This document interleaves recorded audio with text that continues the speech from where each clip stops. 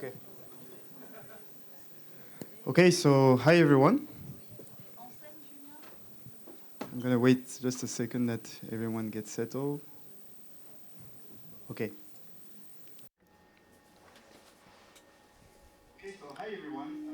Bonjour tout le monde. Je suis Thibaut Joltreau. Je suis en post-doctorat à Toulouse.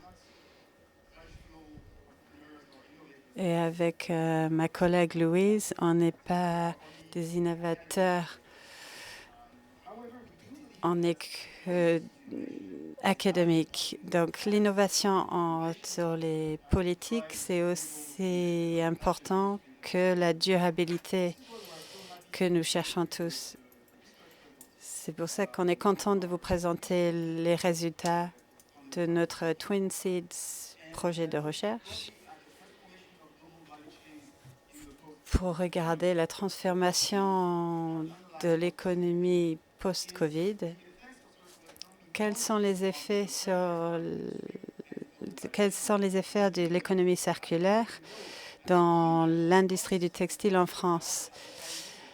La France est vue en Europe comme un pionnier. On n'a pas le droit par rapport à la destruction de produits qui ne sont pas vendus et la gestion des déchets depuis 2007. Est-ce que ces politiques ont réellement changé la façon de comporter des entreprises de textile en France? Nous avons fait beaucoup d'entretiens avec des entreprises et ce que nous avons trouvé, c'est que les politiques nationales ont eu un impact, mais assez limité.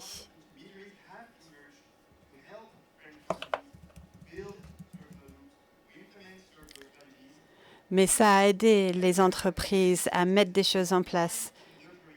Mais que la plupart de ces changements étaient limités du secteur de luxe. Et la plupart des entreprises à qui on a parlé ont trouvé des barrières pour pouvoir mettre des choses en place. Et la plupart des barrières sont liées aux structures de coûts de l'entreprise de textile. Et qu'est-ce que les politiques peuvent faire? L'échelle, c'est important, c'est un niveau européen et pas un européen national. Il faudrait aller vers des chaînes régionales au sein de l'Europe. C'est l'échelle européenne qui est importante. On voit beaucoup de politiques qui, au REC, on en parle au niveau européen. Et on pense que des normes sur l'éco-design va être très important pour l'économie de textile en Europe. Cela pourrait stimuler des produits plus éco, de meilleure qualité en Europe. Et ça va sûrement créer une augmentation de prix.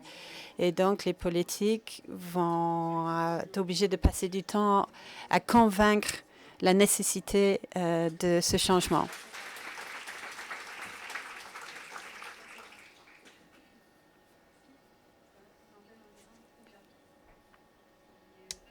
Nous allons présenter Pringafit qui sont très près de nous à l'Estia. Je suis désolée, je n'ai pas de slides. Je me présente. Donc l'entreprise qui s'appelle Printafit, c'est dans le bâtiment juste derrière.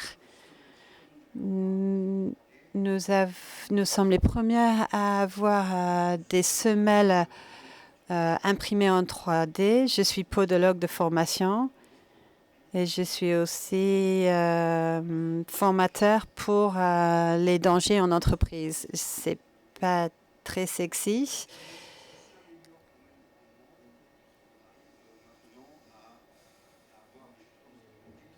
Aujourd'hui, on parle de chaussures de sécurité et on a aujourd'hui des chaussures qui s'approchent plus des baskets. Mais la problématique des chaussures de sécurité, nous avons un problème de confort. Les gens, ils travaillent debout pour plus de 5 heures par jour et plus de 30% d'entre eux, le pied, c'est une vraie source de problèmes musculaires et du dos. Comment cela, elle marche? Nous avons un système pour reconstruire le pied en 3D. Le pied reconstruit en 3D à partir de 3 photos. Logiciel créé également de modéliser la semelle exactement à la forme du pied de l'utilisateur. Quel est le but recherché? C'est-à-dire que derrière, nous avons en fait une semelle sur mesure par impression 3D avec une base imprimée en 3D et un revêtement textile interchangeable et lavable pour essayer de régler en fait au maximum la notion de durabilité. Mis à part le fait que nos semelles aujourd'hui sont développées parmi presque 400 salariés dans les différents secteurs qui sont de l'industrie, du bâtiment, du commerce, logistique, services et sanitaire et social, avec une satisfaction importante en ce qui concerne la promesse d'un meilleur confort dans les chaussures, une réduction de la fatigue en fin de journée, une réduction des tensions lombaires dues à la station debout prolongée, ainsi qu'une amélioration de la circulation sanguine. Sur le volet éco-responsable, étant biberonné à l'Estia depuis 3 ans à l'éco-responsabilité, nous avons essayé de développer ce produit. Déjà, dans le système même de l'impression 3D qui est assez vertueux puisqu'il n'y a pas de production de série, donc pas d'invendu. Chaque semelle est modélisée à la forme d'un seul utilisateur, ce qui fait qu'on peut aussi ainsi gérer la fin de vie. L'autre chose qu'on a voulu mettre en place, c'est que cette semelle est assez durable puisqu'elle est garantie 2 ans. Et du coup, il y a une interchangeabilité des revêtements sur la partie d'usure qui se fait de façon plus simple.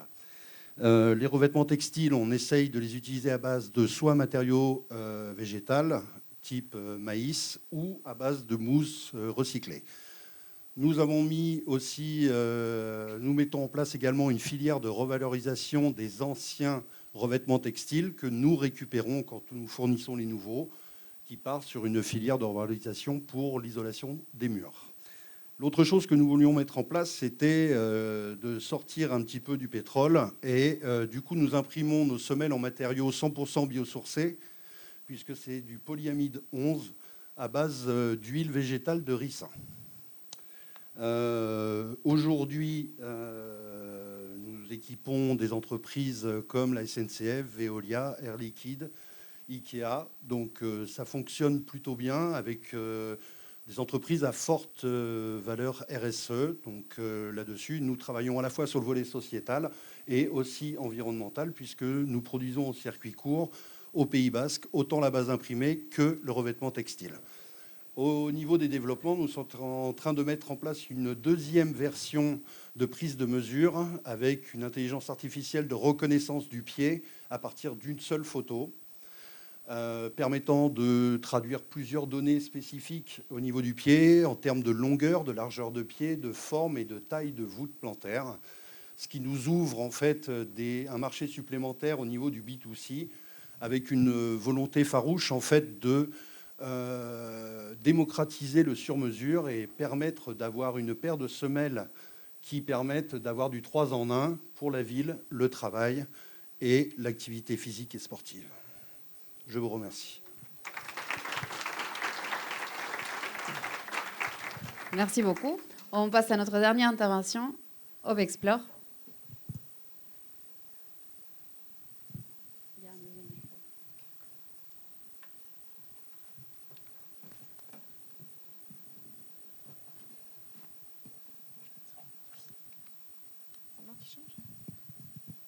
Bonjour. Bonjour tout le monde. Alors je vais commencer par une petite question. Est-ce que vous aussi, chez vous, vous avez plusieurs sacs? Si la réponse est oui, C'est ce qu'on a récupéré aussi en grand nombre lors de notre sondage. Plus de 450 personnes nous ont répondu la même chose. Donc, on se retrouve souvent avec un sac pour le travail, un sac pour le sport, encore un autre pour amener le repas le midi, ou peut-être même encore un autre différent pour partir en voyage ou en week-end. Et c'est là le plus dramatique. 1,3 million de sacs sont vendus chaque année, et ça rien qu'en France. En même temps, il manque de polyvalence. Aucun n'est polyvalent. Chaque sac est conçu pour une seule utilisation. En plus de ça, souvent, ils ne sont pas très beaux quand ils sont bien pensés. Donc, chez OB Explore, on a réfléchi pour trouver une solution. Et donc, pour lutter contre cette surconsommation, eh bien, on est convaincu qu'il faut consommer moins, mais plus ingénieux. Et pour ça, on a créé le sac à dos Caméléon, que vous voyez juste là. Du coup, sa particularité, c'est que nous avons cherché le meilleur des deux mondes. Le design dans les sacs urbains et ensuite la praticité dans les sacs techniques. Résultat, on a un sac à dos unique, modulable, conçu pour durer et parfait pour toutes vos aventures. Que vous puissiez vous balader à pied, à vélo, courir pour attraper le train, ou alors partir en vadrouille le week-end, ou encore aller tout simplement au travail. Il vous accompagne partout. Alors pourquoi nous sommes différents? Chez OB Explore, on cherche à tout prix à concevoir un seul produit pour plusieurs utilisations, à chaque fois. On vous montre. Le sac à dos ingénieux, il est polyvalent, il est extensible. Il passe de 17 à 32 litres. Il est design, et en plus de ça, chaque accessoire conçu, notamment le sac banane et la housse de pluie, sont complémentaires. Ensuite, il est très ingénieux également parce qu'il possède beaucoup de rangements pour optimiser le volume et sa capacité. On voit ici quelques images. N'hésitez pas à nous voir tout à l'heure pour faire une petite démonstration à notre stand. On peut y ranger des chaussures, une poche sécurisée à l'arrière pour le passeport. C'est extensible avec une ouverture roll-top, notamment aussi pour l'étanchéité. Et surtout, il a la capacité de s'ouvrir en deux, en mode portefeuille, comme une valise, pour tout séparer. Et c'est parfait pour aller chercher tout ce qu'on a oublié au fond du sac. Pour terminer, le dernier point de la particularité, c'est qu'il est également durable. Il est conçu fabriqué à partir de matériaux recyclés, haut de gamme, résistants à l'eau et vegan. En résumé, le sac à dos coche énormément de cases. Et donc, il est parfait pour la vie de tous les jours et pour vos prochaines aventures. À lui seul, il remplace 3 sacs. Chez OB Explore, on cherche à tout prix à réinventer l'utilisation du sac à dos. Et ça, pour les 8 Français sur 10 qui l'utilisent au quotidien. Alors n'attendons plus pour consommer moins, mais plus ingénieux.